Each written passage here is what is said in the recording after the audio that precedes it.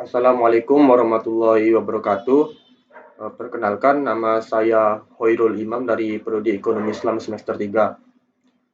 Sebelum saya melanjutkan videonya, saya ingin berterima kasih kepada Pak Iman Taufik selaku dosen pengampu mata kuliah Sejarah Pemikiran Ekonomi Islam.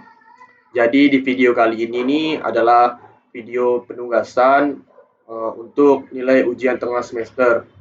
Dalam video ini juga mencakup beberapa materi yang saya ketahui mengenai perkembangan ekonomi Islam pada masa Rasulullah, pada masa Khulafaur Rasyidin, dan pada masa Islam klasik. Lanjut saja ke materinya. Yang pertama adalah sejarah perkembangan ekonomi Islam pada masa Rasulullah. Jadi dalam ajaran Rasulullah ini beliau menjadikan manusia sebagai pribadi yang bebas dalam mengoptimalkan potensi dirinya gitu. Jadi nilai-nilai manusiawi inilah yang menyebabkan ajaran Rasulullah SAW ini berlaku sampai akhir zaman. Beliau menerapkan kehidupan yang didasarkan dengan nilai-nilai tauhid itu. Ia menjadikan masyarakat mampu mengembangkan pengetahuan yang ia miliki itu untuk mengubah sesuatu agar lebih bermanfaat dalam menerima dan menjalankannya dalam berbagai masalah dalam kehidupan ini. Rasulullah juga mengeluarkan sejumlah kebijakan yang menyangkut berbagai hal yang berkaitan dengan masalah kemasyarakatan. Beliau bukan cuma membahas atau mengkaji masalah hukum, masalah politik, beliau juga membahas mengenai masalah perniagaan atau perekonomian. Jadi Rasulullah ini memfokuskan untuk mengkaji masalah-masalah ekonomi umat yang menjadi perhatiannya gitu. Kebijakan-kebijakan yang telah diambil Rasulullah ini menjadi pedoman oleh para penerusnya, yaitu Khulafaur Rasyidin seperti Abu Bakar, Umar bin Khattab, Utsman bin Affan, dan Ali bin Abi Thalib. Mereka berpedoman kepada Rasulullah ini diperuntukkan dalam pengambilan keputusan mengenai masalah-masalah ekonomi yang terjadi pada masa itu. Rasulullah ini menggunakan Al-Quran dan hadis sebagai pedomannya. Berikutnya ada sumber pendapatan yang terjadi pada masa Rasulullah. Yang pertama itu ada uang tebusan, yang berikutnya ada pinjaman, yang berikutnya adalah harta kaum muslimin yang meninggal tanpa ahli waris. Yang berikutnya ada wakaf, dan yang terakhir ada zakat fitrah.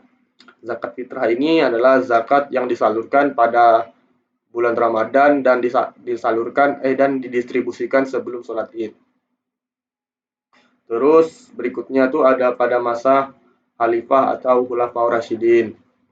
Yang pertama nih ada Abu Bakar As-Siddiq. Dalam pemerintahan Abu Bakar ini beliau menjabat selama 2 tahun. Dalam masa pemerintahannya ini juga ia mengatasi atau memberantas banyaknya orang yang murtad dan orang yang tidak membayar zakat.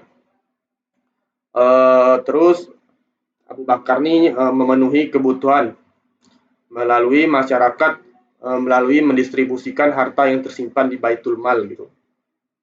Kebijakan-kebijakan ekonomi yang dilanturkan oleh Abu Bakar As-Siddiq ini yaitu untuk melakukan penegakan hukum terhadap pihak yang tidak mau membayar zakat. Terus beliau mendistribusikannya atau mendistribusikan harta Baitul Mal ini melalui prinsip kesamarataan. Yang berikutnya ada Umar bin Khattab. Umar bin Khattab ini menjabat selama 10 tahun. Terus dalam masa pemerintahannya ini terkenal dengan kemajuannya yang begitu pesat. Ia dikenal nih sebagai masa jabatan ia ini dikenal dengan masa keemasan atau masa kejayaan dalam sejarah Islam. Karena nih beliau nih banyak mengembangkan sistem ekonomi yang didasarkan pada sistem keadilan dan kebersamaan.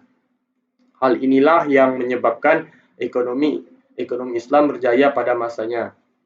Yang berikutnya ada Utsman bin Affan. Utsman bin Affan ini adalah khalifah yang memimpin yang paling lama gitu bisa dibilang, karena beliau ini pemerintahannya ini berlangsung selama 12 tahun. Namun dalam masa pemerintahannya ini roda perekonomian ini tidak ada yang signifikan itu, karena tugas beliau ini cuma meneruskan dan melanjutkan melanjutkan atau meneruskan juga mengembangkan kebijakan yang telah ditetapkan oleh Khalifah Umar bin Khattab. Berikutnya ada Ali bin Abi Thalib. Kalau Ali bin Abi Thalib ini ia hanya mengatur kembali dan tetap melaksanakan roda pemerintahnya, yaitu untuk mengembalikan kepentingan umat serta memindahkan pemerintahan dari Kufah ke Madinah. Ali kemudian mengatur kembali, yaitu mengambil kepentingan umat serta memindahkan pemerintahnya ke Kufah Madinah, seperti saya bilang tadi gitu. Beliau juga mengeluarkan beberapa kebijakan, yaitu seperti memberantas korupsi dengan cara memberhentikan para pejabat yang telah melakukan korup. Terus Ali bin Abi Thalib ini juga membuka lahan gitu. Kemudian ini didistribusikannya kepada masyarakat. Terus beliau juga menetapkan hari khusus untuk pembayaran zakat agar pengelolaan zakat atau pendistribusian zakat ini dapat diketahui ya tuh masa-masanya untuk ini supaya teratur dengan secara rapi. Terus masa yang terakhir adalah pada masa Islam klasik. Di masa Islam klasik ini saya mengetahui dua tokoh seperti Zaid bin Ali dan Abu Hanifah. Kalau Zaid bin Ali ini dia mengesahkan transaksi jual beli secara kredit dengan harga yang lebih tinggi, karena menurut beliau ini yang terpenting dalam sebuah transaksi itu terjadinya sebuah akad atau ridho dari kedua belah pihak. Kemudian ada Abu Hanifah. Abu Hanifah ini memiliki pemikiran tentang Islam itu, yaitu dalam transaksi di mana pihak penjual atau pembeli setuju bila barang akan dikirimkan setelah dibayar. Jadi dalam konsep beliau ini mengedepankan kejelasan atau kualitas dari barang tersebut. Beliau menegaskan agar sebelum terjadinya transaksi itu kita harus menjelaskan jenis barang, kualitas barang, jumlah barang, atau waktu dan tempat pengiriman barang agar terciptanya kejelasan.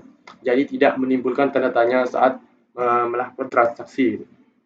Beliau juga mewajibkan untuk memenuhi persyaratan bahwa barang yang dijual ini harus tersedia di pasar selama waktu kontrak dan pengiriman.